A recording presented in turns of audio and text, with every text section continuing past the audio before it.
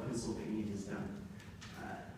I think most people understand that we can debate the history, we can debate Thomas Jefferson, we can debate the concept of nullification. I love doing it. But when it comes to the legal structure within which we operate today in the 21st century, it's a difficult argument to make. So these other states have taken a very similar stance and said, we're simply not going to comply with these indefinite detention provisions.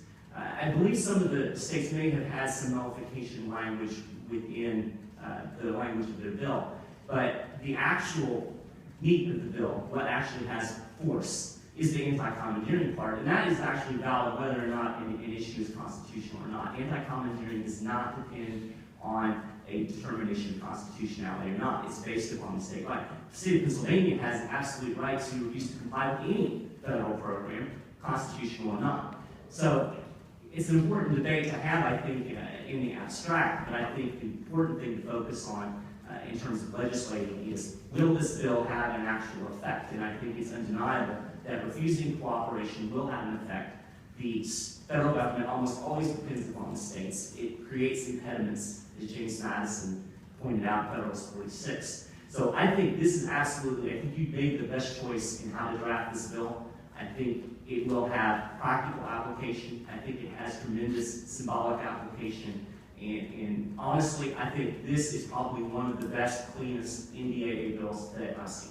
Well, thank you very much. And as a supporter of states' rights, I really appreciate that, and also appreciate the work that you do in the 10th Amendment, Senator Des, on protecting our what I believe are inalienable and indefeasible rights in our Constitution and, of course, the Bill of Rights. Just as a final note, I just want to put on record that while we brought up other past practices of our General Assembly and not complying with federal law, we recently passed a law in the last few years that basically went against a federal proposal of making everybody's driver's license turn into a national identification card. And that was the Real ID Act, which we passed overwhelmingly here in Pennsylvania to say to the federal government, we're not going to do that. And so we do have precedent.